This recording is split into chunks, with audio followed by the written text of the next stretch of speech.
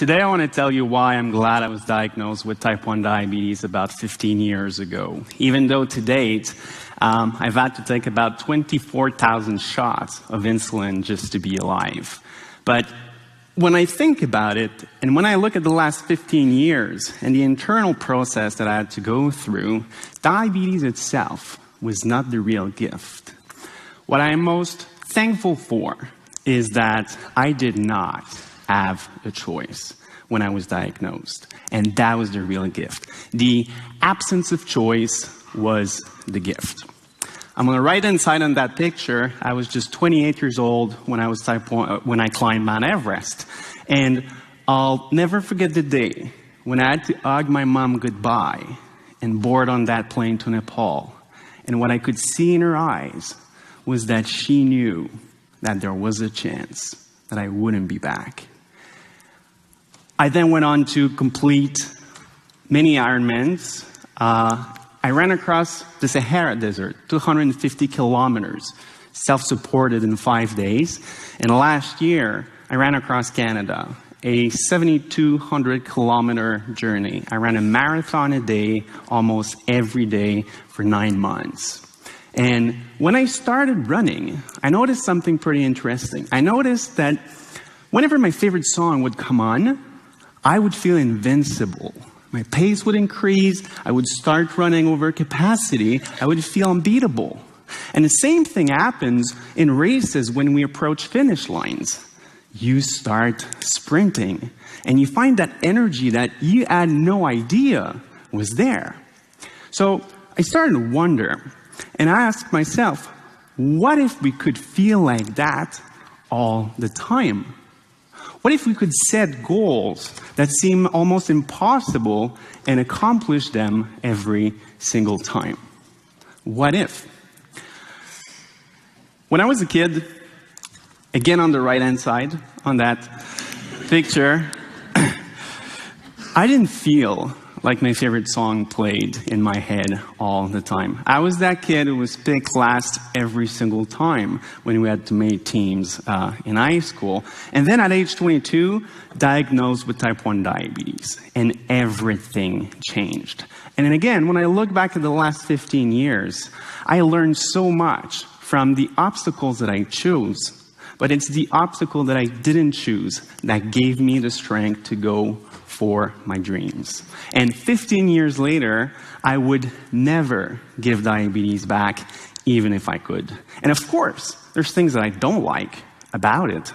But what I would never give back is that concept and notion of a vehicle. And that's the first thing the obstacle taught me, to switch my beliefs and to turn the obstacle into a vehicle.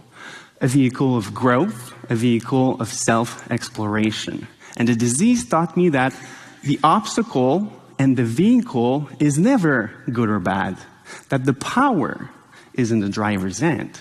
So if you don't choose the vehicle, you can choose where you're going to drive it. And even better, the bigger the obstacle, the more powerful that vehicle is going to be, and the more opportunities and the further you will be able to go into fulfillment. I'll never forget the 2 months that it took to climb Mount Everest. I have amazing memories from it. But to my surprise, the most powerful step of the journey was not the last step. The most powerful step was the first step. See, I had been dreaming about climbing Mount Everest for years. Ever since I was a little boy, I was reading books about Mount Everest. I was watching documentaries about Mount Everest. I inspired to climb it. I was so inspired by everybody that went. And I realized that when I took that first step above base camp, the dream was mine. With that first step alone, I was climbing Mount Everest. So that's the power of the first step. To commit to something today that might not be possible tomorrow, but to trust that you will find the strength to make it happen. And trust the obstacle. Trust that if you're clear on the destination, the obstacle itself might just show you the way. So you make the obstacle a vehicle You take that first step, and then what? You dance with the obstacle. You don't try to beat it. You don't try to overcome it. Nobody overcomes Mount Everest. Nobody beats Mount Everest. You dance with the mountain. And you take the obstacle by the end, and you take it with you. One of the most powerful experiences with my disease was to find out that it would never go away. So for some years at the beginning, I tried to be stronger than it. I tried to beat it, but that was just a very exhausting way to live my life. And the moment I realized that if I made it an ally, if I was using it to produce positive energy, see, resistance creates energy. That's one of the most basic laws in physics. So I had to apply that to my disease. Almost everything I've done in my life has involved the practice of change. You need to adapt, try new things, get out of your comfort zone. So I had new athletic ambitions. I wanted to run across the Sahara. So to meet the change and to adapt doesn't mean to start from scratch every single time. To change and to adapt means I'm applying everything that I've learned before to a different situation. I did not know that sand dunes moved. They're beautiful. They're the size of that building, big forces of nature. And a week later, that dune could be 1 kilometer to the right or 1 kilometer to the left. So how do I get that song to play in my head all the time? I work like the wind. The wind pushes the dune away. And if it blows at 200 kilometers an hour for only 5 minutes, the dune's not going anywhere. But the wind doesn't have to be very strong. As long as it's consistent, then you can move mountains. So what the dune is teaching us is that it's never the size of our actions that matters. What matters is frequency, consistency, and the sincerity in between every single action. And the dune is showing us that even the smallest action have that transformative power.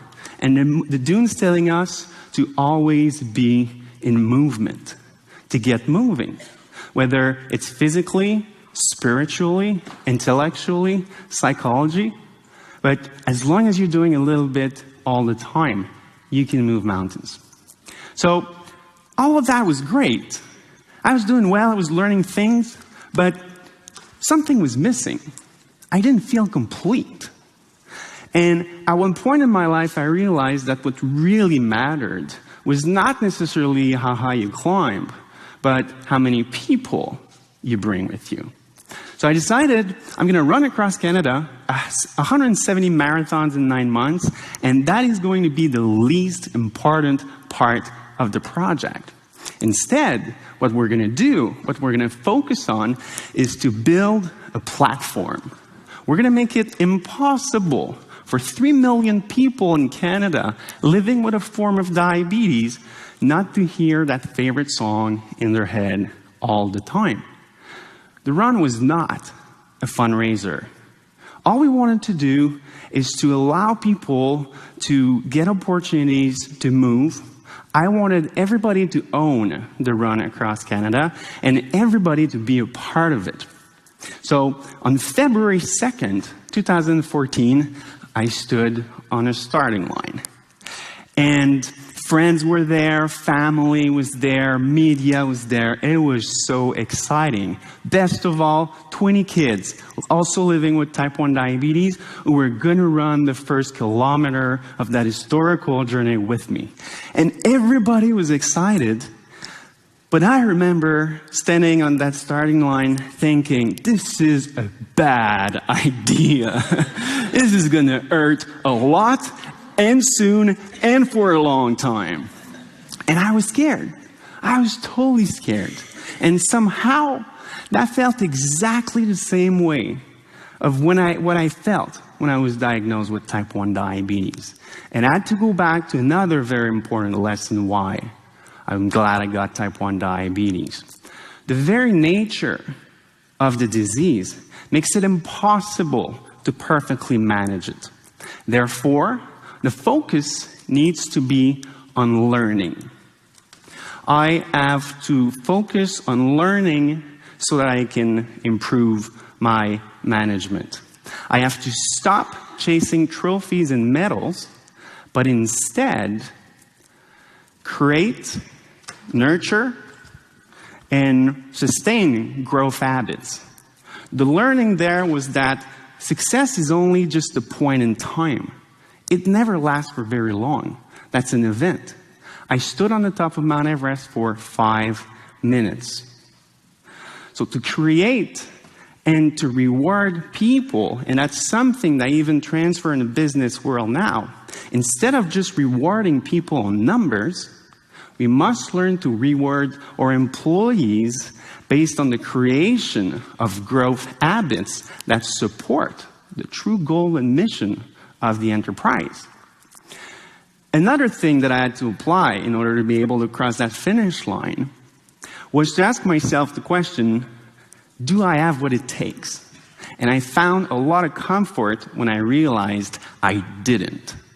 So to seek experiences instead of success means that we're expandable. That's what you learn when you shift to experiences instead of just summit. You learn that you're expandable.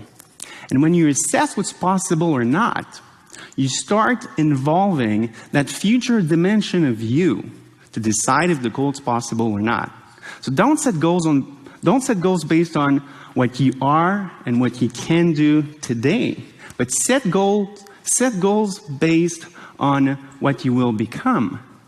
And then everything becomes possible.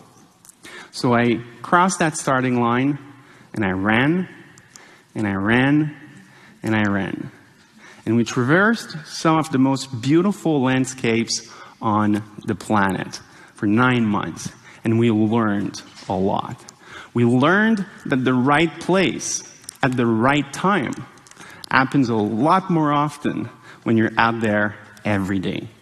What I did last year had value, had meaning, not because I won medals, not because I came in first.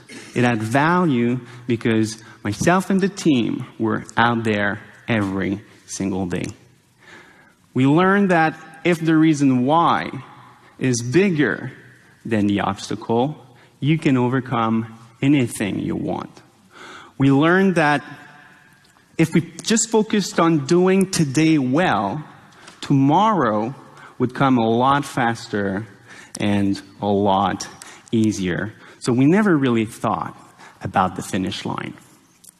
In the Sahara, day 5 was an 87-kilometer stage.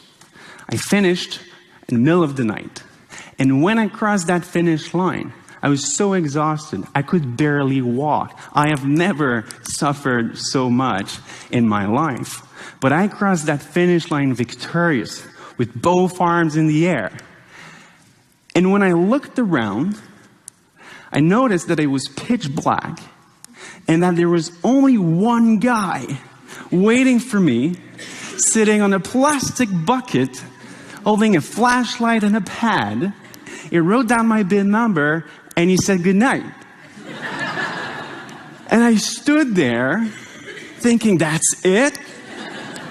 Nobody was there to tell me how good I was, how tough I was, how great I was, and that was fantastic. And then we learn to set goals, expecting no one at the finish line. And when you do that, that drive, that song starts playing even more often. And sometimes people do wait for you at the finish line. When we approached Vancouver, BC, when we approached the finish line, things had changed. People felt different. People still lived with diabetes. But what they thought was possible had changed. We did not tell them what to do. We did not share best practices with them. We just created something they could believe in. And that's been the most rewarding experience of my life. Thank you.